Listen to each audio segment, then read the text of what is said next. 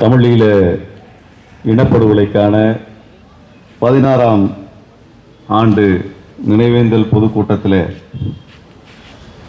எனக்கு முன்பாக தமிழினத்தினுடைய தேவைகள், தமிழினம் நடத்திய போராட்டத்தினுடைய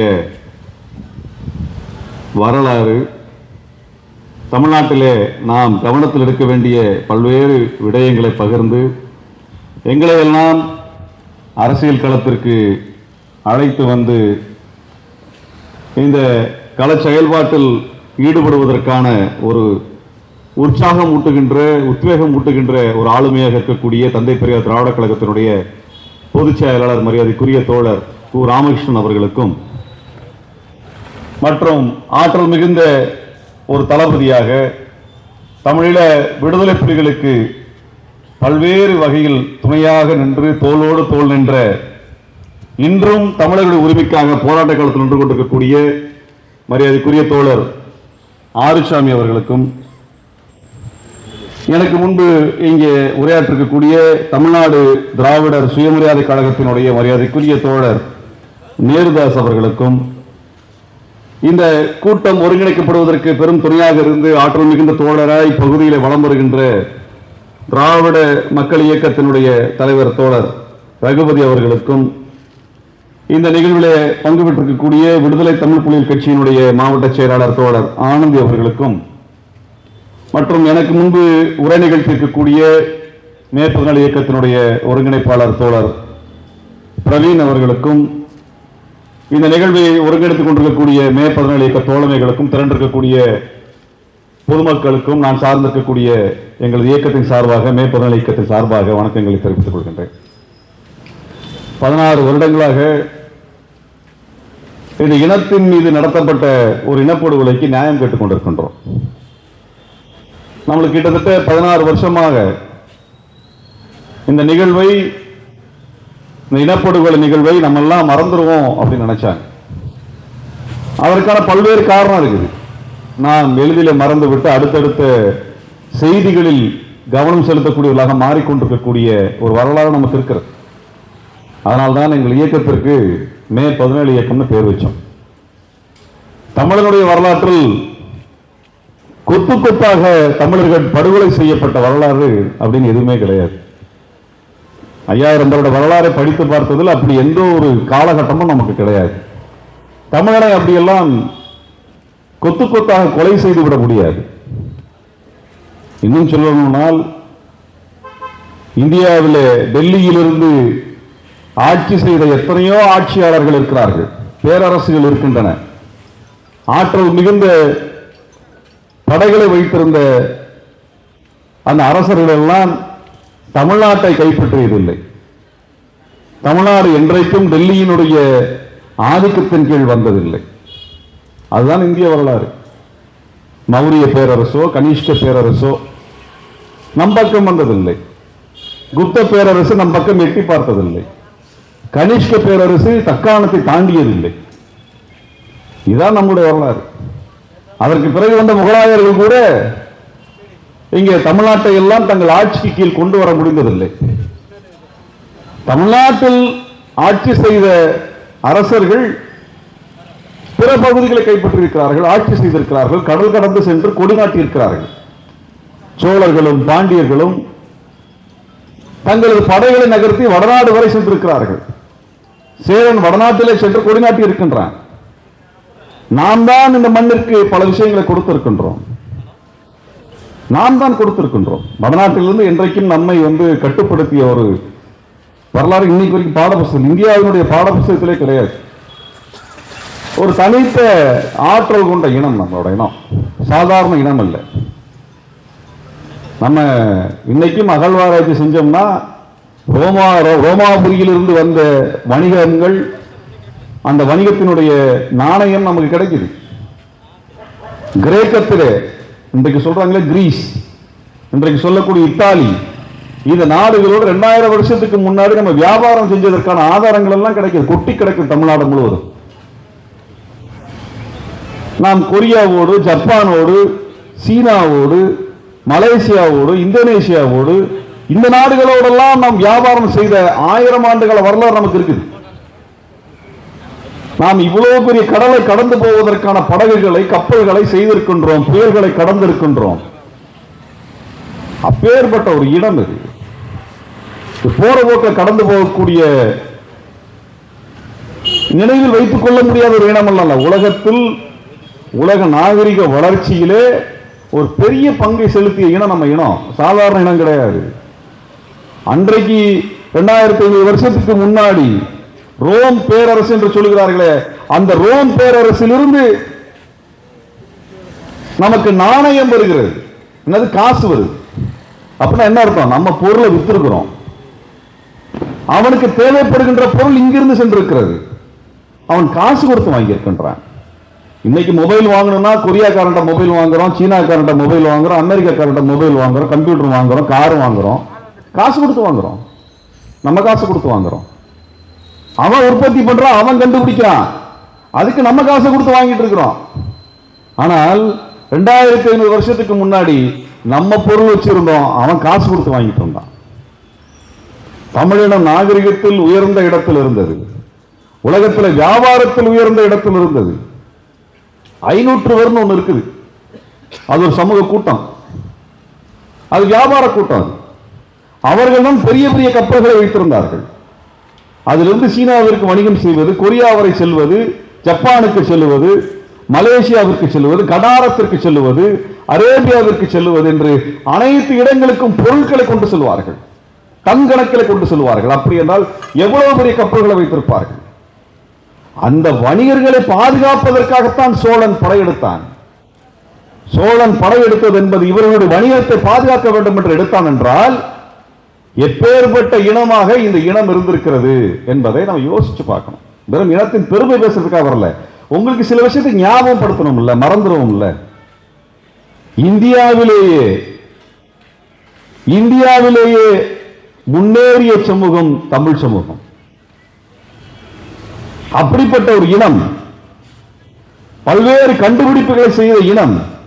நீங்க ஆங்கில மொழியில் இருக்கக்கூடிய அத்தனை வார்த்தைகளுக்கும் தமிழில் பதில் வார்த்தைகள் இருக்கின்றன. தமிழாக்கம் செய்வதற்கு வார்த்தைகள் கொட்டி கிடக்குது. இந்தியிலாம் ஒண்ணு வராது. இன்றைக்கு கம்ப்யூட்டரில் இருக்கக்கூடிய சொல்லாடல்களை எல்லாம் பயன்படுத்த வேண்டுமா? நம் தமிழ் அறிஞர்கள் 2 நாட்களில் உருவாக்கி கொடுத்து விடுவார்கள். உங்கள் இடத்துல மருத்துவத்திற்கு வேண்டுமா கொடுத்து விடுவார்கள், வணிகத்திற்கு வேண்டுமா கொடுத்து விடுவார்கள், தொழில்நுட்பத்திற்கு வேண்டுமா கொடுத்து விடுவார்கள். எல்லாவற்றையும் கொடுக்கக்கூடிய மொழி வளம் கொண்டது நம் இனம். காரணம் என்னென்னால் அனைத்து துறைகளிலும் சிந்தனையை உருவாக்கியது தமிழர்கள். அனைத்து துறைகளிலும் அறிவாற்றலை வளர்த்தவர்கள் தமிழர்கள். ஒரு இனம் வளர்ச்சி அடையுது அப்படின்னு என்ன அர்த்தம்? எல்லா துறைகளிலும் அது யோசிக்க வேண்டும், சிந்திக்க வேண்டும், வழிமுறை கண்டறிய வேண்டும், உலகத்திற்கு சொல்லிக் கொடுக்க வேண்டும். அதை செய்தவன் தமிழன். அப்பேற்பட்ட ஒரு தமிழ் இனம், தலை நிமிர்ந்த இனம். அந்த இனம் யாராலும் அடக்கி ஆள முடியாத இனமாக எழுந்து நின்ற ஒரு இனத்தை, இந்தியாவினுடைய விடுதலை போராட்டத்தை முதலாக நடத்தியவர்கள் யார்? வரலாறு சொல்லுங்க பாப்போம். வடநாட்டுக்காரன் எவனையாவது அல்ல சங்கிப்பை எவனையாவது சொல்லுங்க பார்ப்போம். முதலாக வெள்ளைக்காரனுக்கு எதிராக கத்தியை தூக்கி கொண்டு களத்திற்கு சென்றவன் யார்? தமிழர்கள். பூலித்தேவன் சென்ற காலத்தில் வடநாட்டில் எந்த போரும் இல்லை. பூலித்தேவன் வெள்ளையனுக்கு எதிராக போர் தொடுத்து 100 ஆண்டுகள் கழித்துதான் வடநாடு போருக்கு தயாராக நின்றது. அதான் வரலாறு.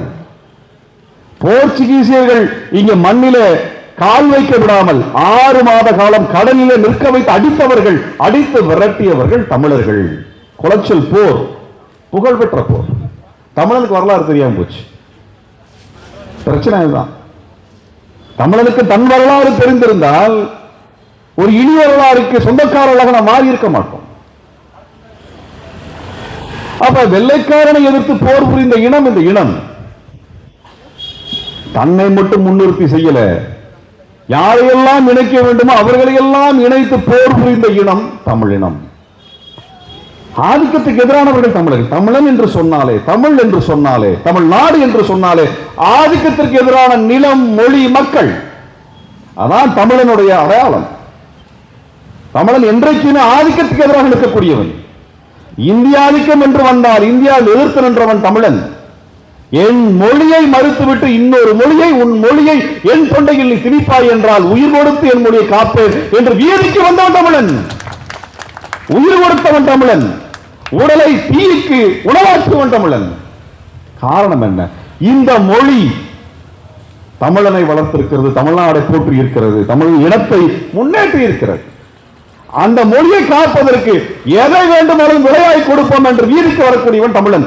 இந்தியாவில் எவன் வந்தான்? எவன் வந்தான்? என் மொழி பெருசு, என் தாய்மொழி பெருசுன்னு இந்தியாவில் எவனும் வரல. சுயமரியாதை மிக்கவனாக தமிழன் மட்டும்தான் வந்தான். அது என்னடா உன் மொழி எவ்வளவு பெரிய மொழியாது? என் மொழியோடு மோதக்கூடிய அளவுக்கு என் மொழியை நீ ஏறி மீட்கக்கூடிய அளவிற்கு உன் மொழியில் என்ன வளம் இருக்கிறது என்று கேட்டார்கள். 100 வருஷமா இந்திக்கார எவனும் பதில் சொல்ல முடியல. காரணம், 3000 4000 ஆண்டுகளாக நமக்கு எழுதப்பட்ட வரலாறு இருக்குது. இந்திக்காரனுக்கு என்ன வரலாறு இருக்குது? 200 வருஷத்துக்கு தாண்டி ஒண்ணும் கிடையாது. ஆதிக்கத்திற்கு எதிராக இருக்கிறான். அதனால்தான் போர்ச்சுகீசியனுக்கு எதிராக போர் புரிந்தான், ஆங்கிலேயனுக்கு எதிராக போர் புரிந்தான். இன்றைக்கு இந்தியை திணிக்கிறேன் என்று சொல்லி சங்கிகள் வந்தால் அவன் சங்கில மீட்கக்கூடிய போரையும் தமிழன் தான் புரிந்து கொண்டிருக்கிறான். வேற யார்? இந்தியாவே யார்? நம்ம மட்டும் தான் பேசுறோம். தமிழனுக்கு ஒரு வரலாறு இருக்குதுங்க. தமிழனுக்கு ஒரு வரலாறு இருக்குது. உலகம் முழுவதும் 2500 வருஷத்துக்கு முன்னாடி அடிமைகளை வைத்திருந்த காலம் இருக்கிறது. ரோமிலே அடிமைகள் இருந்திருக்கிறார்கள், கிரேக்கத்தில் அடிமைகள் இருந்திருக்கிறார்கள், அரேபியாவில் அடிமைகள் ஏற்றுமதி இறக்குமதி செய்யப்பட்டிருக்கிறார்கள். இப்படி உலகத்தில் மனிதனை கூறு போட்டு வைத்திருந்த காலகட்டம் அது.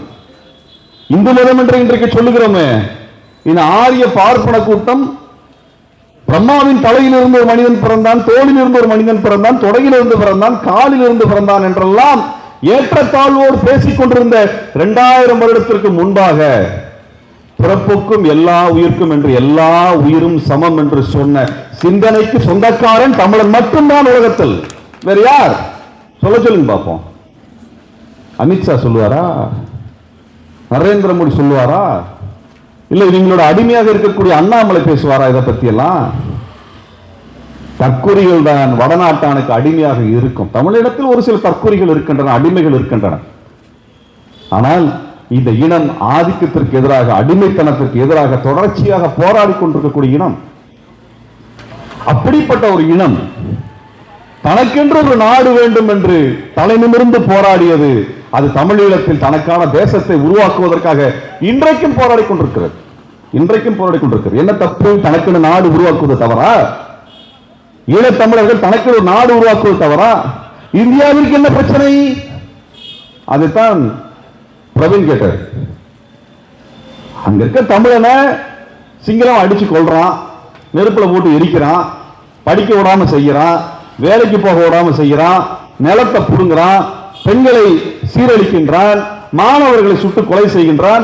எப்படி அந்த மனுஷன் வாழ்வான்? எப்படி அந்த மக்கள் வாழ்வாங்க? சரி, அவங்களுக்குன்னு அவங்க பாதுகாத்துக்கிறதுக்கு ஒரு நாடு கொடுத்துட்டு போட்டு அந்த மக்கள் முடிவு பண்றான். பங்களாதேஷ் முடிவு பண்ண மாதிரி பண்ணான். பங்களாதேஷுக்கு ஓடி போய் நாடு உருவாக்குனீங்க, என் மக்களுக்கு ஏன் உருவாக்க கூடாதுன்னு இந்தியாவை பார்த்து கேட்கின்றான். இந்தியா என்பது யார்? நாமெல்லாம் கொடுத்து வரி கொடுத்து வளர்த்தெடுத்த ஒரு நாடு. அதை பார்த்து நான் கேட்பதற்கு எனக்கு உரிமை இருக்குது என்று கேட்கின்றான். நீங்க என்ன சொன்னீங்க? இந்தியாவில் பாகிஸ்தான் எதிரி நாடு என்று சொல்லுகிறீர்கள், இலங்கை நட்பு நாடு என்று சொல்லுகிறீர்கள். ஆனால் பாகிஸ்தான் தமிழனுக்கு எதிராக குண்டு போடுகிறது என்றால், பாகிஸ்தான் உங்களுக்கு எதிரி நாடாக இருந்தால், பாகிஸ்தான் எங்களை படுகொலை செய்கிறது என்றால், நாங்கள் உங்களுக்கு நட்பானவர்கள் தானே? பாகிஸ்தான் எங்களுக்கு எதிராக தானே இருக்குது. அப்ப நாங்க ஒரு நட்பு தானே? ஈழத்தமிழர் உங்க நட்பானவர்கள் தானே? அப்படியானால் அப்படிப்பட்ட ஒரு நட்பு சக்தியை எதிரி மாதிரி நடத்துறியே, தமிழனை எதிரி மாதிரி நடத்துறியே, இந்தியாவை எதிரி மாதிரி ஏன் நடத்துகிறாய் என்றுதான் பிரவீன் கேட்கிறார். உடனே நம்மால் வந்துருவாங்க, இந்தியாவை எதிரி என்று சொல்லிவிட்டார்கள், ஆகவே வழக்கு போட வேண்டும் என்று வருவார்கள் வரிசை கட்டிக்கொண்டு. இந்தியாவை நாங்கள் எதிரி என்று சொல்லவில்லை, எங்களை எதிரி என்று இந்தியா சொல்லுகிறது ஏன் என்று கேட்கின்றார். இது என்ன தப்பு? சொல்லுங்க. இலங்கை தமிழர்களை கொலை செய்கிறது, தமிழ்நாட்டை மீனவனை கொலை செய்கிறது. நாங்களாக இலங்கை எதிரியாகத்தான் பார்ப்போம். எங்களை கொலை செய்யக்கூடியவனை நாங்கள் நட்பாக பார்க்க முடியும்? நாங்கள் எதிரியாகத்தான் பார்க்க முடியும்.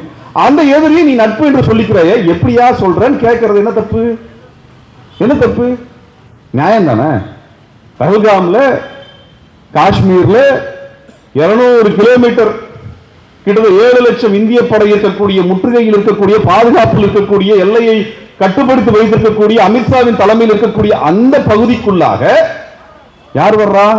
பயங்கரவாதி வந்து 24, 26 பேரை சுட்டு படுகொலை செய்கிறார். அநியாயமாக கொலை செய்கிறார்கள், அப்பாவிகளை படுகொலை செய்கிறார்கள், ஆயுதங்கள் இல்லாதவர்களை படுகொலை செய்கிறார்கள். நமக்கு கோபம் வருகிறது. இதற்கு நீதி வேண்டும் என்று கேட்கின்றோம். நீங்கள் உடனே பாகிஸ்தான் மீது போர் தொடுக்கிறோம் என்று கிளம்புகிறீர்கள். நாம் கேட்கின்றோம், அதே நியாயம் 700 மீனோட படுகொலை செய்த இலங்கையின் மீதும் உங்களுக்கு வரணும் இல்லையா? ஏன் வரமாட்டேங்குது? நான் கேட்கிறேன், என்ன பிரச்சனை? என்னையா பிரச்சனை? 28 பேர் கொலை செஞ்சது பாகிஸ்தான் கூட சண்டை போடணும், நம்ம எல்லாரும் நிக்கிறோம். ஆமா, போய் அவனை கொலை பண்ண போய் சண்டையை போடுவோம், விடக்கூடாதுன்றோம். 700 மீனவனை கொலை பண்ணான இலங்கைக்காரன், அவனை எழுத்து ஏன் சண்டை போட வேண்டாம்னு சொல்ற நியாயத்தை சொல்லு. ஏன் நியாயத்தை சொல்லுங்க. இதுவரைக்கும் எந்த நியாயத்தை சொல்லல. காங்கிரஸ்காரனும் சொல்லல, பிஜேபி காரனும் சொல்லல, 2 பேருமே சொல்லல. சங்கி பையனும் சொல்லல, காங்கிரஸ்காரனும் சொல்லல. நம்ம என்ன கேட்கிறோம்னா, எல்லாரும் இந்த நாட்டினுடைய மக்கள், குடிமக்கள் என்றால் இந்த குடிமக்களை பாதுகாக்க வேண்டிய பொறுப்பு டெல்லிக்கு இருக்கிறது. அப்படின்னா என்ன செய்யணும்? காஷ்மீர்ல கொலை செய்தாலும் நான் விடமாட்டேன், ராமேஸ்வரத்தில் கொலை செய்தாலும் விடமாட்டேன் என்று சொல்றதுதான் அரசு. அதுதான் இங்க நட்பு நாடு, அதுதான் எங்கள் நாடு. அதுதான் பிரவீன் கேட்கிறாரு, எங்களை ஏன் உன்னை எதிரியாக வச்சிருக்கு, நீ எனக்கு எதிரி நாடா என்று கேட்கின்றார். இந்தியா எங்களுக்கு எதிரி நாடா என்று கேட்கின்றார். நாங்கள் எதிரி நாடு அல்ல, நாங்கள் எல்லாம் போராடி வெள்ளையனை விரட்டி உருவாக்கிய நாடு அல்ல இது. அந்த உரிமையில் கேட்கின்றார். இப்ப இலங்கையிலே இலங்கை பிரச்சனை வந்து என்னன்னா, நமக்கு ஒரு பிரச்சனை இருக்குதுங்க. நம்ம ஈழத்தமிழர்களை இலங்கை தமிழர் என்று சொல்லுவதில்லை. இலங்கை என்பது அந்த தீவினுடைய பெயர். அங்கே வாழுகின்ற தேசிய இனம், தனித்த இனமாக நிற்கக்கூடிய தமிழர்களுக்கு ஈழத்தமிழர்கள் என்ற பெயர். அது அவர்களுடைய இன பெயர், தேசிய இன பெயர். அதனால திராவிட இயக்கம் தான் ஈழத்தமிழர்கள் என்று தொடர்ச்சியாக சொல்லி வந்தது. தந்தை பெரியாரும் அறிஞர் அண்ணா காலத்தில் இருந்து ஈழத்தமிழர் என்றுதான் சொல்லுவார்கள். இன்றைக்கு இலங்கை தமிழர்கள் என்று திமுக அரசு மாற்றி பேசுகிறது. இந்த இலங்கை தமிழர் என்ற வார்த்தை யார் உருவாக்கினார்கள் என்றால், சோ ராமசாமி, சுப்பிரமணிய சாமி மாதிரி பாப்பார பசங்க உருவாக்கினது. அந்த வரிசையில் இன்றைக்கு தமிழ்நாட்டு முதல்வர் இலங்கை தமிழர் பேசிக்கொண்டிருக்கார். திராவிட மரபை கைவிட்டுட்டார். அவர் திராவிட மரபையெல்லாம் கைவிட்டுட்டார். பார்ப்பன மரபில் இருந்து பெயர் சொல்லுகிறார். நாம் திராவிடர் என்று சொன்னால் இந்திய திராவிடர் என்று சொல்லுகிறோமா? இந்து திராவிடர் என்று சொல்லுகிறோமா? இல்ல இல்ல, திராவிடர் என்றால் தனித்த அடையாளம். அது இந்த நிலத்தின் பூர்வகுடி. ஆரியன் வருவதற்கு முன்பு இந்த நிலத்தில் வாழ்ந்தவன். ஆரிய மரபை ஏற்றுக்கொள்ளாதவன் தான் திராவிடன். அந்த மண் முழுவதும் இருக்கக்கூடிய இந்த நிலம் முழுவதும் வாழ்ந்தவன் தான் அவன். அவனைத்தான் திராவிடன் என்று சொல்லுகிறார்கள். திமுக காரங்களை திராவிடன் என்று சொல்லதல்ல. இந்த திராவிடன் என்று சொல்லக்கூடிய இந்த மண்ணினே பூர்வக்குடியாக ஆரியர்கள் வருவதற்கு முன்பாக, பார்ப்பனர் உருவாவதற்கு முன்பாக வாழ்ந்த மக்களை திராவிடர் என்று நாம் மட்டும் சொல்லவில்லை. உலகத்தில் ஆய்வு அறிஞர்கள் பயன்படுத்துகின்ற வார்த்தை திராவிடர்கள். பொதுவான ஒரு பெயர். இப்ப நம்மளுங்க உடனே மணியரசன், ஐயா மணியரசனும் சீமானம் வந்து நாங்கள் திராவிடர் அல்ல, நாங்கள் எல்லாம் தமிழர் அப்படின்னு. இப்ப சீனர்கள் இருக்கிறார்கள், கொரியர்கள் இருக்கிறார்கள், ஜப்பானியர்கள் இருக்கிறார்கள். இவர்களுக்கெல்லாம் சொல்லுகின்ற பொது பெயர் என்ன? மங்கோலிய இனம் என்று சொல்வார்கள். அவர்கள் மங்கோலிய இனம் என்று சொல்வார்கள். உடனே கொரியா நாட்டில் இருந்து எங்களை மங்கோலியர் என்று சொல்லாதீர்கள், நாங்கள் மங்கோலியர்கள் அல்ல, நாங்கள் கொரியர்கள் எவனா சொல்லுவானா? சொல்லுங்க. அது அந்த அந்த பகுதியில் வாழ்கின்ற தனித்த கூறுகளை கொண்ட மக்களுக்கு கொடுக்கப்படுகின்ற ஒரு பொது பெயர். அதற்கு கீழாக கொரியர்கள் இருப்பார்கள், ஜப்பானியர்கள் இருப்பார்கள், சீனர்கள் இருப்பார்கள், மங்கோலியர்கள் இருப்பார்கள். பொது பெயர். அவர்கள் தான் பூர்வக்குடி. அவர்கள் தனித்த குணாம்சம் இருக்கிறது, தனித்த மொழி வடிவம் இருக்கிறது, தனித்த பண்பாட்டு வடிவம் இருக்கிறது, அவர்கள் ஒரு நிலப்பரப்பு இருக்கிறது என்று சொல்லுவதற்காக பயன்படுத்தப்படுகின்ற அறிவியல் சொல். நம்ம 12ஆம் கிளாஸ் 10ஆம் கிளாஸ் 11ஆம் கிளாஸ் படிக்கும் பொழுது செம்பருத்தியை கொண்டாந்து கொடுப்பாங்க. நம்ம பாட்டனி கல்ச்சர் உயிரியல் வாத்தியார் வந்து கொடுப்பாங்க, செம்பருத்தி கொடுப்பாங்க. நம்ம செம்பருத்தி அப்படின்னு சொல்லி பார்ப்போம். உடனே டீச்சர் சொல்லுவாங்க, இது செம்பருத்தி அல்ல, ஹைபிஸ்கஸ் ரோசா சைனன்சஸ் சொல்லுவாங்க. அதெல்லாம் நான் சொல்றாங்க, செம்பருத்தி தான் சொல்லுவோம், ஹைபிஸ்கஸ் சொல்ல மாட்டோம். அப்படி யாரும் சொல்லுவோமா? ஹைபிஸ்கஸ் என்பது உலகம் முழுவதும் பொதுவாக அறிந்து கொள்வதற்காக வைக்கப்படுகின்ற பொது பெயர், ஒரு அறிவியல் பெயர், ஒரு அறிவியல் பெயர். மொழிவழி இனங்கள் உருவானது பிற்காலத்தில். அதற்கெல்லாம் உருவாவதற்கு முன்பான நிலப்பரப்பில் வாழ்ந்தவர்களுக்கு என்று ஒரு பொதுவான பெயரை சொன்னார்கள், திராவிடர் என்று சொன்னார்கள். உடனே இங்கே வந்துட்டு திராவிடர்கள்லாம் தெலுங்கர்கள் என்றெல்லாம் பேசி இந்த அரசியலை குழப்பி வைத்தார்கள். இதெல்லாம் எதற்கு நாம பேசணும் அப்படின்னா, தமிழ்நாட்டில் இத்தனை வரலாற்று பின்னணியில, 5000 வருஷ பின்னணியில யாருக்கும் தலை வணங்காத தமிழினம், தன் இனம் இங்கே இலங்கை அரசினால் ஈழத்தில் படுகொலை செய்யப்படுகிறது.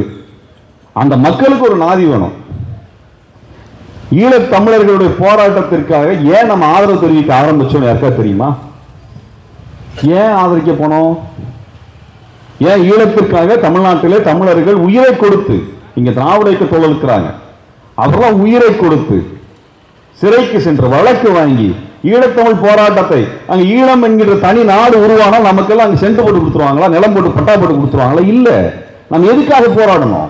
தமிழினம் உலகம் முழுவதும் அடிக்கப்பட்டது, துன்புறுத்தப்பட்டுச்சு. 1940 ஆரம்பித்தார்கள். 1930 40 பர்மாவில் அடிச்சு வரட்டினா கேட்கறதுக்கு நாதி இல்ல. ஒரு வடநாட்டான் தமிழன், ஒரு வடநாட்டான் தலைவன் வந்து நம்மளுக்காக நின்று பேசல. எத்தனை தமிழர்களை பர்மாவில ரங்கூனில் அடித்து கொலை செய்தார்கள், வெட்டி கொலை செய்தார்கள், வீதியில போட்டு எரித்து கொலை செய்தார்கள். கேட்க நாதி இல்ல. மலேசியாவின் ரப்பர் தோட்டத்தில் வைத்து சித்திரவதை செய்தார்கள், படுகொலை செய்தார்கள். கேட்கல யாருமே. இலங்கையில தேயிலை தோட்டங்களை உருவாக்கி வளர்த்தெடுத்த தமிழர்கள், மலையக தமிழர்கள், உனக்கு நாடு கிடையாது, குடியுரிமை கிடையாது, அனாதையா போடான்னு அனுப்பி வச்சான் 10 லட்சம் பேரை.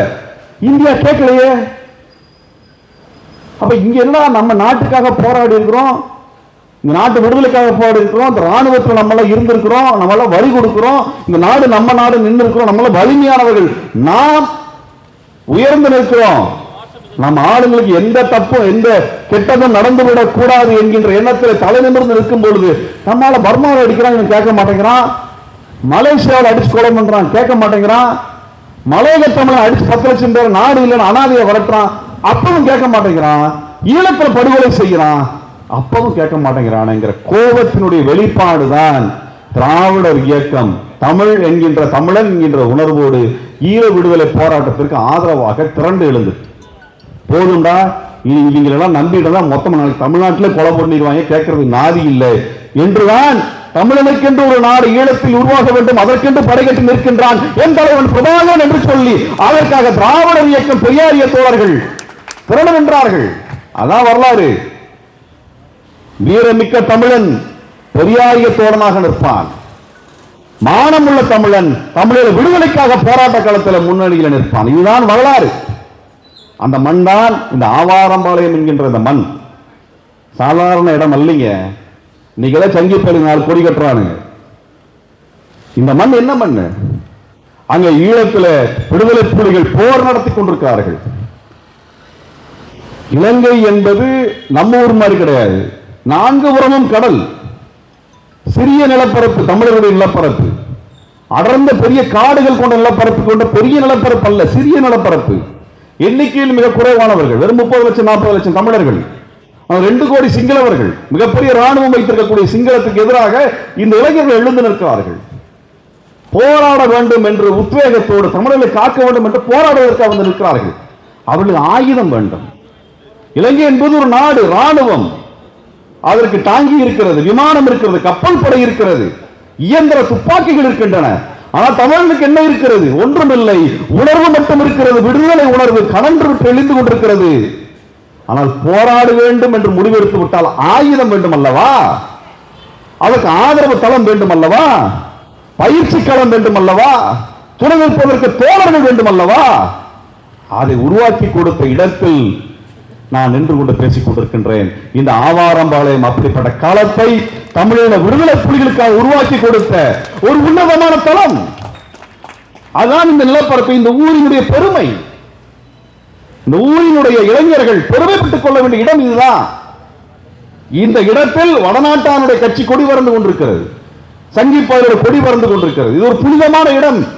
நாங்கள் புனிதத்தை பற்றியான எந்த மதிப்பு நாங்கள் வச்சுக்கிறது இல்லை. ஆனால் உங்களுக்கெல்லாம் புரியுற மாதிரி சொல்ல வேண்டும் என்றால், தமிழின விடுதலைக்காக இந்த மண்ணில் நின்று போராடி இந்த இளைஞர்கள் திரண்டார்களே, அதற்கான அடித்தளமாக நின்ற இந்த ஆவாரம் பாளையம் என்கிற ஒரு மாபெரும் வரலாற்றை கொண்டிருக்கக்கூடிய இந்த புனித நிலத்தில் என்று பேசுவதில் அதில் இந்த போராட்ட களத்தை நடத்திய இன்றைக்கும் நடத்தி கொண்டிருக்கக்கூடிய தோழர் கோவை ராமகிருஷ்ணன் அவர்கள், தோழர் ஆறுசாமி அவர்களோடு இந்த இரண்டு பேரும் போராளிகள், இரண்டு பேரும் களம் பெறும் போராளிகளோடு மேடையில் நிற்கிறது எங்களுக்கு பெருமைங்க. நானும் இந்த பகுதியை சார்ந்தவன் தான். கோபால் நாயுடு பள்ளிக்கூடத்தில் படித்தவன் தான். இந்த வீதியில் ஒவ்வொரு வீதியும் எனக்கு தெரியும், ஒவ்வொரு வீதியும் எனக்கு தெரியும். இந்த வீதியின் அரசியல் எங்களுக்கு தெரியும். இந்த வீதியின் ஒவ்வொரு வீதி, இந்த பகுதியின் ஒவ்வொரு வீதியில் என்று நாங்கள் அரசியல் பேசி இருக்கின்றோம், கனவு கண்டு இருக்கின்றோம்.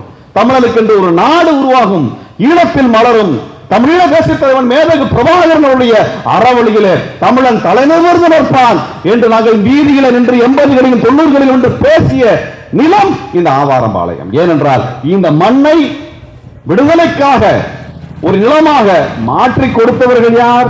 கோவை ராமகிருஷ்ணன் அவர்களும் தோழர் ஆறுசாமி அவர்கள். அதுதான் வரலாறு.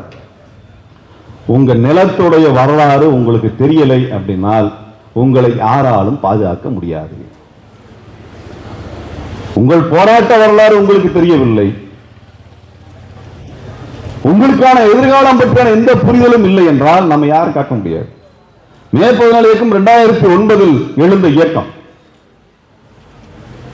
எங்களுக்கு என்னன்னா, தலை நிமிர்ந்து நின்ற இந்த இனம் 5000 வருடமாக வரலாறை கொண்டிருக்கக்கூடிய ஒரு இனம், ஒரு மொழி, உலகின் சிறந்த மொழி, ஒப்பற்ற மொழி, உலகம் மெச்சுகின்ற ஒரு மொழி, ஆய்வாளர்கள் போற்றுகின்ற ஒரு மொழி, அறிவில் சிறந்த தமிழன், கடல் கடந்த தமிழன், படையெடுத்த தமிழன், அறவுணர்வு மிக்க தமிழன், இவனை போய் 1.5 லட்சம் பேரை படுகொலை செஞ்சிருக்கானே, எப்படி நடந்துச்சு? அதை தெரிந்து கொள்ள வேண்டும் என்பதற்காகத்தான் மே 14 இயக்கத்தை நாங்கள் ஆரம்பித்தோம். இந்த இயக்கத்திற்கு எத்தனையோ பேர் வச்சிருக்கலாம், எத்தனையோ பேர் வச்சிருக்கலாம். நான் தமிழன் பேர் வச்சு ஊரை ஏமாற்றி உண்டில் குளிக்கிருக்கலாம். ஆனால் மே 14 இயக்கம் என்று ஏன் பெயர் வைத்தோம் என்றால், இந்த தேதியை நாம் மறந்துடக்கூடாது. இந்த தேதியை நினைவுபடுத்திக் கொண்டிருக்கும் வரைக்கும் தான் இந்த தமிழினம் விடுதலைக்கான உணர்வை தனக்குள் தக்க வைத்துக் கொண்டிருக்கும். ஆகவே இந்த தேதியை வைப்போம். அதிலிருந்து இந்த தேதி என்ன நடந்துச்சு, மே 17ஆம் தேதி என்ன நடந்துச்சுன்னு நம்ம ஆய்வு செய்வோம். அது மக்களுக்கு எடுத்து சொல்லுவோம். எப்படி 1.5 லட்சம் பேர் படுகொலை செஞ்சான்? அதுக்கு விடை தெரிய வேண்டும், காரணம் தெரிய வேண்டும். விடுதலையை வேண்டி விடுதலை புலிகள் போர் புரிந்தார்கள். அவங்க சும்மாலாம் போர் புரியலைங்க. ஏதோ துப்பாக்கி கிடைக்குது, இங்க ஆறுசாமி, கோவை ராமகிருஷ்ணன் போன்றவர்கள் ஆதரவாக இருக்கின்றதற்காக எல்லாம் போராட செல்லவில்லை. ஈழத்தில் இருக்கக்கூடிய அனைத்து தமிழர்களும் 1975-76 எங்களுக்கு தனி நாடு தான் தீர்வு, இனிமேல் சிங்களவனோட சேர முடியாது, நம்மளுக்கு ஒட்டுமில்லை உறவும் இல்லை, நமக்கென்று ஒரு நாடை உருவாக்கி கொள்வோம் என்று அனைத்து மக்களும் ஓட்டு போட்டு தேர்தலில் எங்களுக்கு தனிநாடு தான் தேவை என்று தங்களது தீர்ப்பை தெரிவிக்கிறார்கள். 97% மக்கள் தங்களுக்கு தனிநாடு வேண்டும் என்று அவர்கள் தங்களது ஆதரவை வழங்குகிறார்கள். அதற்கு பின்னாடி மக்கள் ஆதரவு தெரிவிச்சுட்டான், மக்கள் ஆதரவு தெரிவிச்சுட்டான். இனி நீங்க சேர்ந்து வாழ முடியாதியா, நம்மளுக்கு நாடு வச்சுக்கணும், நம்மளுக்கு நாடு வச்சுக்கிறது தப்பு இல்லையே, ஆனா நம்மளுக்கு நாடு வச்சுக்குவோம் அப்படின்னு சொல்லிட்டாங்க. அப்ப நம்மளுக்கு நாடு வேணும் என்றால் நமது நாட்டில் இருக்கக்கூடிய இலங்கை அந்நிய நாட்டு ராணுவத்தை வெளியேற்ற வேண்டும், அந்நிய நாட்டு அரசாங்கத்தை வெளியேற்ற வேண்டும் என்று முடிவு செய்கிறார்கள் விடுதலை புலிகள். ஆகவே தமிழர் பரப்பிலிருந்து தங்கள் நிலத்தை ஆக்கிரமித்துக் கொண்டிருந்த அந்நிய நாட்டு படைகளை வெளியேற்றுவதற்காகத்தான் விடுதலை புலிகள் போர் புரிந்தார்களே ஒழிய பிற நாட்டு நிலங்களை ஆக்கிரமிக்க வேண்டும் என்பதற்காக போர் புரியவில்லை. அவங்க ஒன்று சிங்கள நாட்டை தங்களுக்கு ஆக்கிரமிச்சுக்கணும், அது தன்னோட நாட்டோட இணைச்சுக்கணும் போர் புரியலையே. தனது எல்லைக்குள், தமிழன் வாழ்ந்த எல்லைக்குள் வரலாற்று காலமாக 5000 வருடங்களாக 10,000 வருடங்கள் வாழ்ந்த காலத்திற்குள்ளாக அவன் இருந்த நிலப்பரப்பில் இருக்கக்கூடிய அவனுக்கு சம்பந்தமே இல்லாத இலங்கை ராணுவத்தை வெளியேற்றுவதற்காகத்தான் விடுதலை புலிகள் போர் புரிந்தார்கள். ஏன் இலங்கை ராணுவத்தை அந்நிய ராணுவம் சொல்றோம்னால், இலங்கை ராணுவத்தில் ஒருவன் கூட தமிழன் கிடையாது, எல்லாமே சிங்களவன், எல்லாமே சிங்களவன். அது இந்திய ராணுவத்தை பாருங்க, எல்லா மக்களும் அதில் இருக்கிறார்கள். எல்லா மக்களும் இருக்கு. அப்படி எல்லாம் இலங்கை ராணுவம் கிடையாது. கம்யூனிஸ்ட் தோழர்கள் நான் சொல்லிக்கொள்ள விரும்புகின்றேன். இலங்கை ராணுவத்தை பாசிஸ்ட் ராணுவம் என்று இந்தியாவினுடைய கம்யூனிஸ்ட் கட்சிகள் அறிவித்திருக்க வேண்டும், அறிவிக்கவில்லை.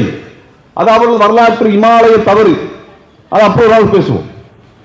அப்ப முழுக்க முழுக்க சிங்களவன் இருக்கக்கூடிய படையை தென் நிலப்பரப்பில் எதற்கான வைத்திருக்க வெளியே போ என்று போர் புரிந்தவர்கள் தான் விடுதலை புலிகள். அதில் வெற்றி பெறுகிறார்கள். 1996-97 2 லட்சம் பேரை திரட்டிக் கொண்டு பெரும் படையோடு இலங்கை படை வருகிறது. விடுதலை புலிகள்ல லட்சக்கணக்கான படை வீரர்கள் கிடையாதுங்க.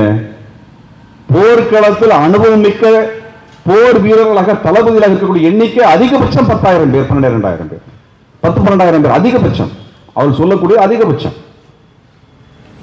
ஆனால் அவன் வருவது 2 லட்சம் பேர். 2 லட்சம் பேர் மாதக்கணக்கில் போர் புரிந்து விடுதலை புலிகளின் கீழ் இருந்த தமிழர் நிலத்தை எல்லாம் கைப்பற்றுகிறார்கள். ஒவ்வொரு ஊரா பிடிக்கிறான். சேலத்தை பிடிக்கிறான், ஈரோட பிடிக்கிறான், திருப்பூரை பிடிக்கிறாங்கிற மாதிரி ஒவ்வொரு ஊரா பிடிச்சிட்டே வர்றான். 2 வருஷம் சண்டை நடக்குது விடுதலை புலிகளுக்கு எதிராக. உலக நாடுகள் எல்லா நாடுகளும் ஆதரவு, இந்தியா ஆதரவு. இவன் உடனே அங்கதான் நேரப்போம். தமிழனுக்கு எதிரான எல்லா வேலையும் பண்ணுவாங்க இவங்க. இந்தியா ஆதரவு தருகிறது, அமெரிக்கா ஆதரவு தருகிறது, இங்கிலாந்து ஆதரவு தருகிறது, பாகிஸ்தான் ஆதரவு தருகிறது, எல்லாம் தர்றான்.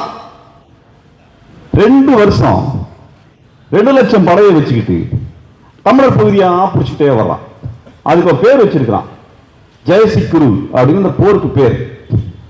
வெற்றியை நாங்கள் உறுதியாக்கிக் கொள்வோம் சொல்லி வருகின்றான். விடுதலை புலிகள் பின்வாங்கி கொண்டே செல்கிறார்கள். ஒரு கட்டத்தில் நின்று திரும்ப எழுதத்துக்கு அடிக்க ஆரம்பிக்கிறார்கள். இவர் 2 வருஷத்துல 2 லட்சம் படையை வைத்து பிடித்த நிலப்பரப்பை 1 மாத காலத்திற்குள்ளாக மீட்டெடுக்கிறார்கள் விடுதலை புலிகள். வெறும் 1 மாசத்துல 2 வருஷம் பிடிச்சான்.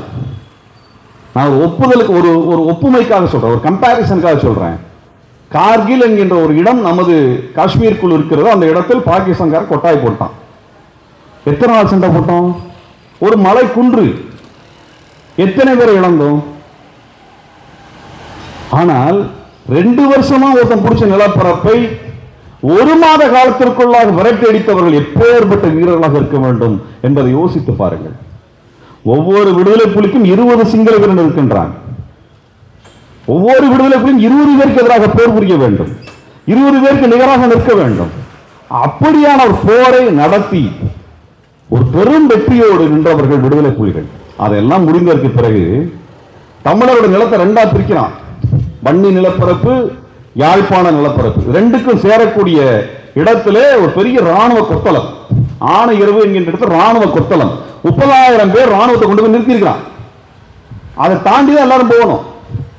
அதை தாண்டி தான் எல்லாமே வரணும். பொருள் வரணும், பொருள் போகணும். எல்லா இடத்துல நின்று பெண்கள், ஆண்கள், குழந்தை எல்லாத்தையும் பரிசோதனை பண்ணுவான். பரிசோதனை என்கின்ற பேரில் அவமானப்படுத்துவான், எல்லாம் செய்வான். தமிழன் ஒரு பகுதியில் ஒரு பகுதிக்கு போகவே முடியாத அளவுக்கு ஆணையர்கள் நின்று கொண்டு அழிச்சாட்டம் செய்து கொண்டிருந்தான். 30,000 படைகள், அத்தனை படையும் அமெரிக்காவினுடைய சிறப்பு கமாண்டோ படையினால் பயிற்றுவிக்கப்பட்ட கிரீன் பெரட்ஸ் என்று சொல்லக்கூடிய படையினால் பயிற்றுவிக்கப்பட்டவர்கள். இந்தியாவில் கூட ஏற்பட்ட படை கிடையாதுங்க. ஆணையர்கள் நின்றது. அவர் பார்த்தார்கள் புலிகள். ஆணையரவுக்கு பின்னாடி யார் இருக்கிறா? பின்னாடி ஒரு படைத்தளம் இருக்கணும். அதுக்கு பின்னாடி கொஞ்ச தூரத்தில் விமானத்தளம், கப்பல் தளம், காங்கேசன் துறை, பலாலி விமானத்தளம், யாழ்ப்பாணத்தில் ஒரு 40,000 பேர், அங்கிருந்து 50-60 கிலோமீட்டர்ல இத்தனை பேரை வைத்துக் கொண்டு நின்று கொண்டு இருக்கின்றான். விடுதலை புலிகள் முடிவெடுத்தார்கள், இந்த ஆணை இரவை அழித்து விட்டால் சிங்களம் அடிபணிந்து போகும் என்று திட்டமிட்டார்கள். இந்த பக்கம் 30,000 பேர், அந்த பக்கம் 40,000 பேர். நிலப்பரப்பு காடு கிடையாது, சமதளம். நீங்க ராமநாதபுரத்துல ராமேஸ்வரம் போய் பாருங்க, ஒரே மணலா இருக்கும், மண்ணா இருக்கும், பெரிய மரம் எல்லாம் ஒண்ணு இருக்காது, சமதளமாக இருக்கும். அது கடல் பரப்பை ஒட்டி இருக்கக்கூடிய இடம்லாம் அப்படிதான் இருக்கும். அதே போன்ற ஒரு நிலப்பரப்பு. அந்த நிலப்பரப்பில் ஆணையரவை 2 பகுதியிலிருந்து தாக்குவதாக முடிவெடுத்து தெற்கு பகுதியிலிருந்து மேதக பிரபாகரன் அவர்கள் படை நகர்த்த யாழ்ப்பாணத்திற்கும் ஆணையரவும், இங்க 40,000 பேர், இங்க 30,000 பேர், மேலே பலாலி விமான நிலையம், அதற்கடுத்து காங்கேசன் துறைமுகம், கப்பல் தளம், இத்தனைக்கும் நடுவில் சமவெளியில, பொட்டல் வெளியில 1500 பேரோடு நேரே சென்று அங்கே களமிறங்குகிறார் பால்ராஜ், பிரிகேடியர் பால்ராஜ். இன்றைக்கு உலக அளவிலே ராணுவ பல்கலைக்கழகங்களில் உச்சரிக்கப்படுகின்ற கரில்லா தாக்குதலுக்கு எடுத்துக்காட்டாக உச்சரிக்கப்படுகின்ற ஒற்றை பெயர் பிரிகேடியர் பால்ராஜ். வெறும் 1500 பேரோடு சமதளம் ஒதுங்குவதற்கு ஒன்றுவதற்கு எதுவும் கிடையாது. ஒரு சமதளத்திற்குள்ளாக இங்கே 40,000 பேர், இங்கே 30,000 பேர் அமெரிக்காவினால் பயிற்சியளிக்கப்பட்ட படைகளுக்கு நடுவில் தனது படையை கொண்டு போய் இறக்குகிறார். கடல் வழியே போய் இறங்குகிறார். உணவை கொண்டு வருவதற்கு வழி இல்லை, ஆயுதங்கள் கொண்டு வருவதற்கு வழி இல்லை, காயம்பட்டவர்கள் எடுத்துச் செல்வதற்கு வழி இல்லை, சிகிச்சைக்கான எந்த வழியும் இல்லாத இடத்தில் அந்த முற்றுகைக்குள்ளாக தன்னை கொண்டு போய் நிறுத்துகிறார் பிரிகேடியர் பால்ராஜ். போர் நடக்கிறது. ஒரு நாள் 2 நாள் அல்ல, 1 மாத காலம் அந்த இடத்தில் நின்று கொண்டு போர் புரிகிறார் பிரிகேடியர் பால்ராஜ். இலங்கையினுடைய டாங்கிகள் வருகின்றன, மிகவும் அட்வான்ஸ்ட், மிகவும் நவீன ரகமான டாங்கிகள் வருகின்றன. ஒரு கட்டத்தில் இந்த டாங்கிகள் மேல் ஏறி நின்று அந்த டாங்கிகளுக்குள் சுற்றவர்களை வீழ்த்தியவர்கள் விடுதலை புலிகள். இதான் வரலாறு. டாங்கியப்பட்ட ஓடல, உள்ள போனா அடிச்சா தூக்கினா எல்லாத்தையும். ஆணையரவை நோக்கி தலைவரின் தலைமையில வந்த படை உள்ளே புகுந்து விரட்டி அடித்தது. ஒதுங்குவதற்கு இடமில்லாமல் 30,000 பேர் ஆயுதங்களை போட்டுவிட்டு ஓடி போனார்கள். இதுதான் ஆணையரவின் வரலாறு. இதான் ஆணையரவின் வரலாறு.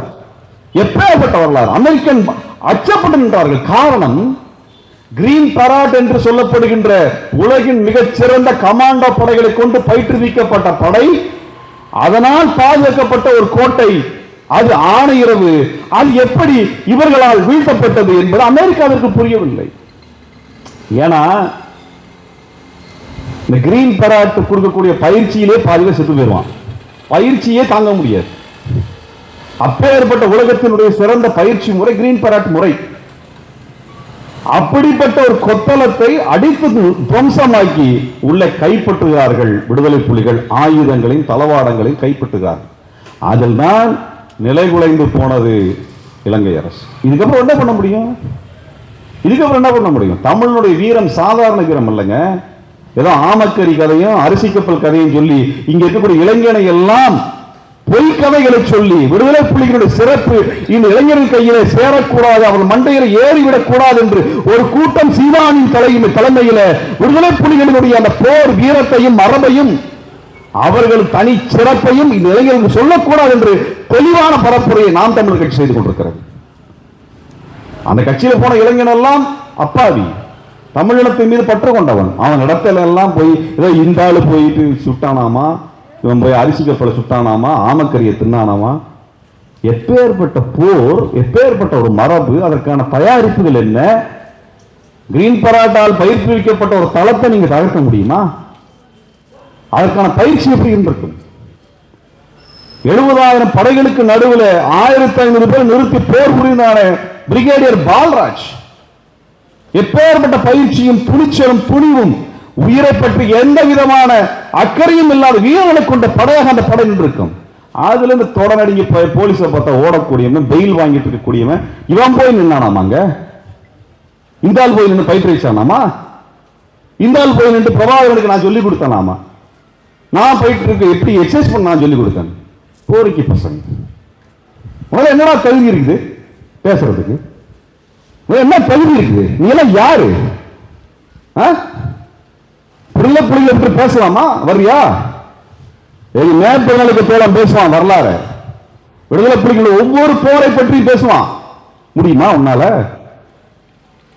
நீங்க கான்ஸ்டபிளை பார்த்தால போய் பம்மிட்டு பதவிக்கூடிய நீ, ஒரு வழக்கு போட்டு ஆன்டிசிபேட்டரி பெயில் எடுக்கிறதுக்கு மொபைலை ஆஃப் பண்ணிட்டு அடுத்த மாநிலத்துக்கு ஓடி போற நீ விடுதலை புலிகளை பற்றி பேசிட்டு இங்க இருக்க ஒட்டுமொத்த தமிழ் இளைஞர்களையும் காயப்படுத்தி வச்சிருக்கிறார்கள்.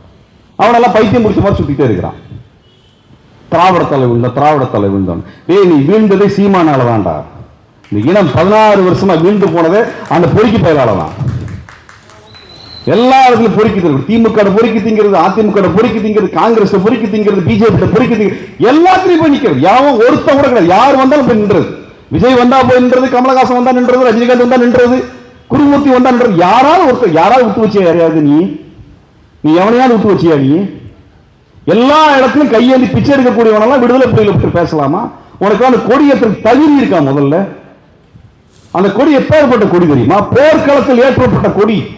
அந்த கொடிக்காக உயிர் கொடுத்தவர் விடுதலை புலிகள்.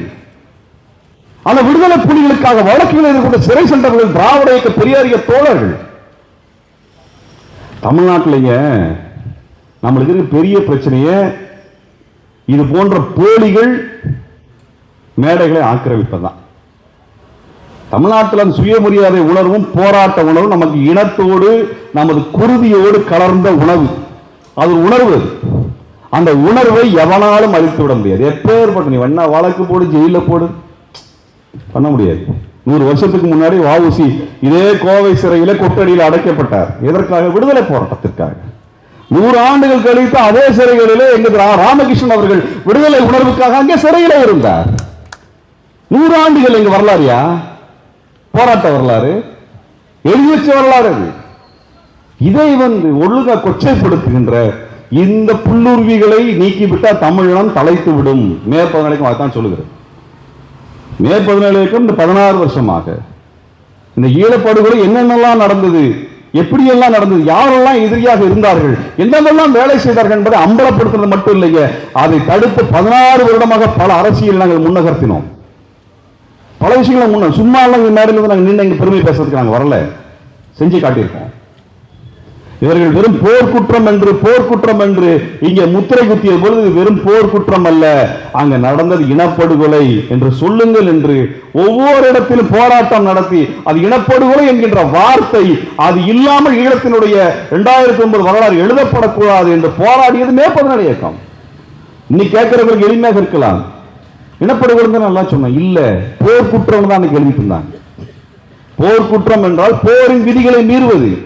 ஒரு போர்க்குற்றம் நிகழ்த்தப்படுவதற்கான காரணம் என்னவென்றால் ஒரு இனப்படுகொலை செய்ய வேண்டும் என்பதற்காக போர்க்குற்றம் நிகழ்த்தப்பட்டது. ஆக போர்க்குற்றம் செய்த ஒற்றை அணி இலங்கை ராணுவம் தானே ஒழிய விடுதலை புலிகள் போர்க்குற்றம் செய்யவில்லை. ஏனென்றால் அவர் இனப்படுகொலை செய்ய வேண்டும் என்கின்ற எந்த நோக்கமும் திட்டமும் அவர்கள் கொள்கையும் கிடையாது. போர்க்குற்றம் செஞ்சா யாரெல்லாம் போர்க்குற்றம் செஞ்சுட்டு போயிடலாம். எதோட எல்லாமே நீங்க விடுதலை புலிகளும் போர்க்குற்றம் செய்தார்கள், இலங்கை ராணுவம் போர்க்குற்றம் செய்து சொல்லிவிட்டு போய்விடுவார்கள். ஆனால் இனப்படுகொலை செய்தது என்று சொன்னால் அது இலங்கை ராணுவத்தை மட்டும்தான் குறிக்கும் என்று தெளிவாக சொன்னோம். ஏன் இனப்படுகொலை என்ற வார்த்தையை பயன்படுத்த வேண்டும் என்றால் இனப்படுகொலைக்கு உள்ளான இனத்திற்குத்தான் தனி நாடாக உருவாக்கி கொள்வதற்கு பொது வாக்கெடுப்பு நடத்துவதற்கு ஐநாவிலே விதிகள் இருக்கின்றன. ஆகவே நீங்கள் இனப்படுகொலை என்று சொன்னால்தான் பொது வாக்கெடுப்பிற்கான சூழல் உருவாகும், அதற்கான நீதி கிடைக்கும். நீதி வேண்டும் என்றால் அது தனித்த தமிழிடம் சுதந்திர தமிழகத்தான் இருக்கவும். ஆகவே தான் நீங்கள் இனப்படுகொலை என்று சொல்ல வேண்டும். போர்க்குற்றம் என்று சொன்னால் பொது வாக்கெடுப்பிற்கு வழிவகுக்காது, இனப்படுகொலை என்று சொன்னால்தான் பொது வாக்கெடுப்பிற்கு வழிவகுக்கும் என்று சொன்னது மே 17 இயக்கம். 2010 சொன்னோம். 2013-14 மாணவர் போராட்டம் நடந்த பொழுது அந்த மாணவர்களுக்கு சொல்லிக் கொடுத்து அவர்களுக்கு கோரிக்கை எழுதி கொடுத்தது மே 17 இயக்கம். ஜெயலலிதா அம்மையார் ஒரு தீர்மானம் போட்டாங்க பாராளுமன்ற சட்டமன்றத்தில், இலங்கையில் நடந்தது இனப்படுகொலை, அந்த மக்களினுடைய அரசியல் தீர்வு என்பது பொதுவாக்கெடுப்பு நடத்த வேண்டும் என்று ஜெயலலிதா அம்மையார் தீர்மானம் போட்டாங்களே, அந்த இரண்டையும் ஒரு கோரிக்கையாக மாணவர் இயக்கத்தில் கொண்டு போய் சேர்த்தது மே 17 இயக்கம் தானே ஒழிய நாம் தமிழர் சீமான் அல்ல. சீமானுக்கு போர்க்குற்றம் என்னன்னு தெரியாது, இனப்படுகொலை என்னன்னு தெரியாது, பொதுவாக்கெடுப்பு என்னன்னு தெரியாது.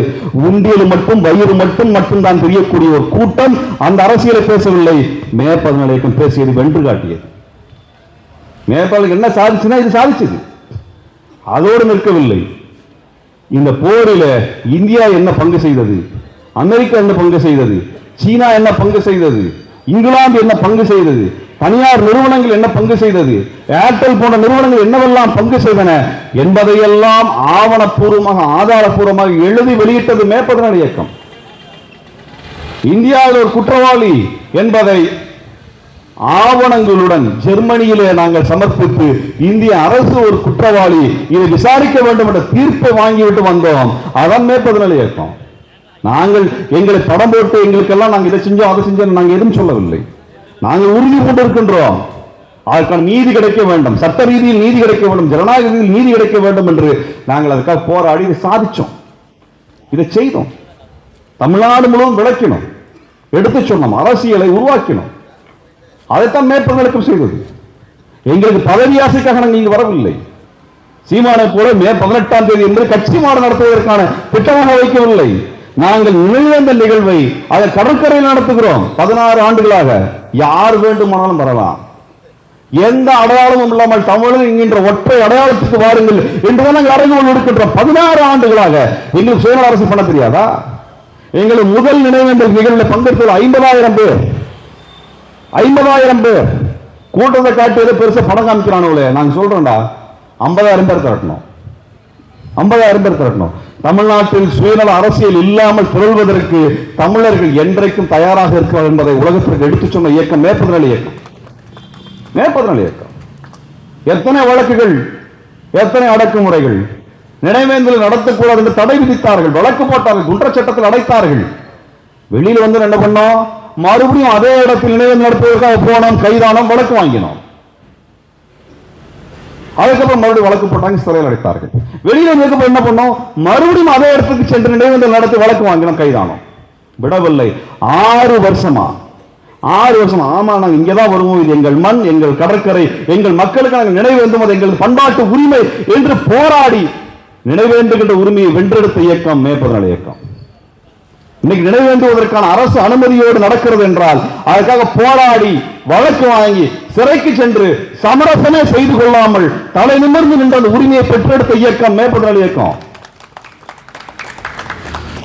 இதைத்தான் மேற்பது நாள் இயக்கம். எந்த இடத்திலும் சமரசம் செய்து கொள்ள பின்வாங்கவில்லை. நாங்கள் எங்களுக்கு எத்தனையோ சொன்னாங்க, நீங்கள் பொதுக்கூட்டம் நடத்துங்க, ஒரு அரங்களை நடத்துங்க, நாங்களே அரங்குகள் ஏற்படுத்தி தரணும்.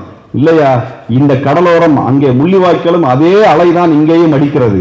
இரண்டையும் நினைக்கக்கூடிய இந்த கடற்கரையில் எங்கள் மக்கள் கொத்து கொத்தாக படுகொலை செய்யப்பட்டார்களே, இந்த கடற்கரையில் அந்த மக்களுக்கு நாங்கள் அஞ்சலி செலுத்துவோம், மரியாதை செலுத்துவோம், வீர வணக்கம் முழக்கமிடுவோம் என்று சொல்லிதான் அந்த உரிமையை நாங்கள் மீட்டெடுத்தோம். எத்தனை ஆண்டுகள் ஆனாலும் சரி, அந்த உரிமையை நாங்கள் ஒருபொழுதும் கைவிட்டு விட மாட்டோம். நீங்கள் ஏன் மேற்பது நாள் இயக்கத்தை நினைய வேண்டும் என்று சொன்னார், இந்த இனத்திற்கு ஏதேனும் செய்ய வேண்டும் என்று நீங்கள் விரும்பினால் அதற்கு உங்களுக்கான இயக்கம் மேற்பது நாள் இயக்கம். நம்ம ஏதோ இயக்கமா இல்லாம நான் ஆதரவாளர் இருக்கிறேன், நான் பெரியாரை படிக்கிறேன், பிரபாகரன் எனக்கு பிடிக்குங்கிறதுனால எதையும் சாதிச்சிட முடியாது.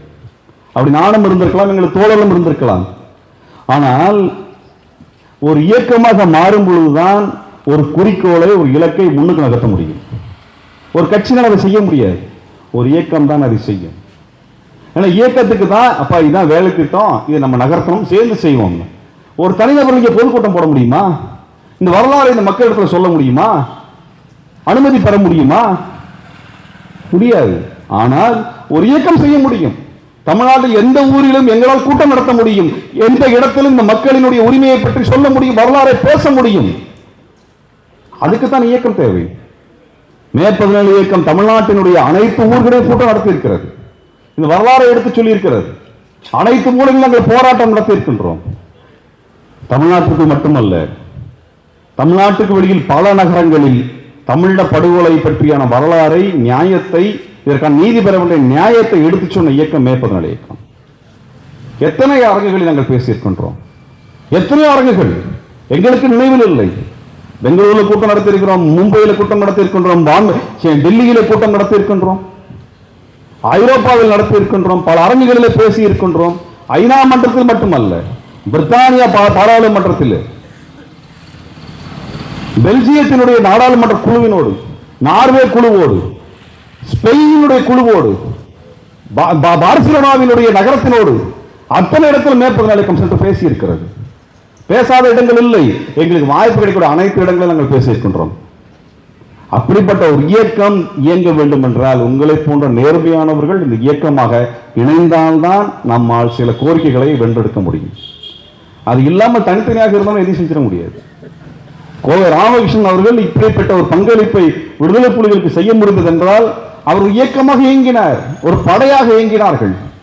நீங்க ராமகிருஷ்ணன் அவர்களே அவரது இளமை காலத்தில் இன்றைக்கு நீங்கள் பார்த்தாலே அவர் அளவுக்கு நம்மால் போராட முடியாது. ஆனால் அவர் இளைஞராக இருந்த பொழுது 30-35 ஆண்டுகளுக்கு முன்பு அவரது வேகம் என்னவாக இருந்திருக்கும் என்று யோசித்து பாருங்கள்.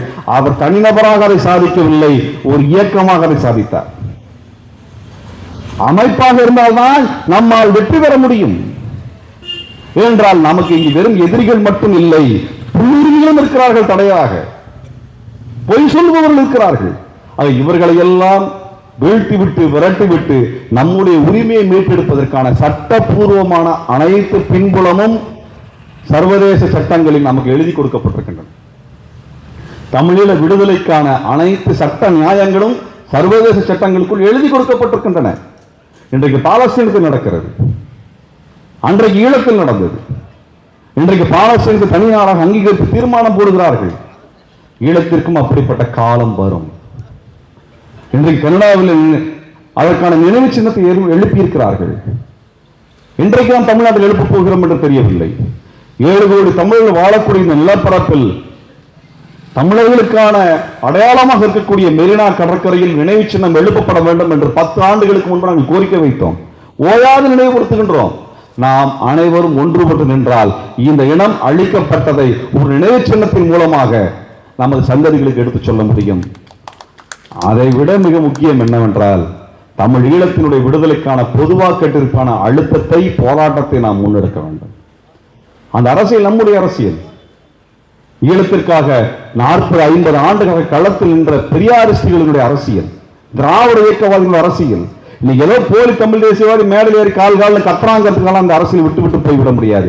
இந்த அரசியல் நமது அரசியல், இந்த தேசம் நமது தேசம், இந்த கோரிக்கை நமது கோரிக்கை, இந்த போராளிகள் நமது போராளிகள். ஆகவே தமிழரின் தாகம், தமிழீழ தாயகம் என்பதை உயர்த்தி பிடித்து தமிழீழத்தை வென்றெடுக்க உறுதி பூணுவோம். நன்றி, வணக்கம். பல்வேறு வரலாற்று தகவல்களையும் தமிழர்கள் நாம் கவனத்தில் கொள்ள வேண்டிய கடமையையும் விரிவாக பேசிய தோழர்களுக்கு நன்றி.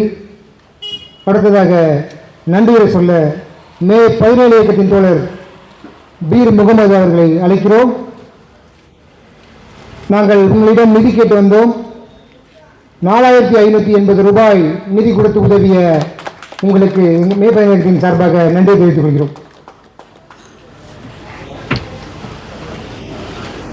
மே 17 இயக்கம் ஒருங்கிணைத்த தமிழீழ இனப்படுகொலைக்கான 16ஆம் ஆண்டு நினைவேந்தல் பொதுக்கூட்டத்தில் முன்னிலை வைத்த திராவிடர் தமிழ் புலிகள்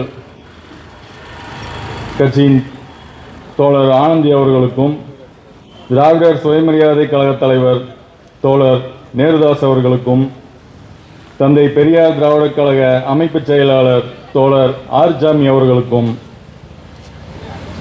இந்த ஆவாரம்பாளையம் பகுதியின் பிரச்சாரத்திற்காக தெருவெல்லாம் எங்கள் தோழர்களை அழைத்துச் சென்று அறிமுகப்படுத்திய திராவிடர் மக்கள் இயக்க தோழர் ரகுபதி அவர்களுக்கும், சிறப்புரையாற்றிய தந்தை பெரியார் திராவிடர் கழக பொதுச் செயலாளர் தோழர் கு ராமகிருஷ்ணன் அவர்களுக்கும், மே 17 இயக்க ஒருங்கிணைப்பாளர் தோழர் பிரவீன்குமார் அவர்களுக்கும், மே 17 இயக்க ஒருங்கிணைப்பாளர் தோழர் திருமுருகன் காந்தி அவர்களுக்கும், இந்த பொதுக்கூட்டத்திற்காக உழைத்த மே 17 இயக்க தோழர்களுக்கும், நெறியாள்கை செய்த மே 17 இயக்க தோழர் செந்தில் அவர்களுக்கும், ஆவாரம்பாளையம் பகுதி பொதுமக்களுக்கும், காவல்துறைக்கும் மே 17 இயக்கத்தின் சார்பாக நன்றிகளை தெரிவித்துக் கொள்கிறோம்.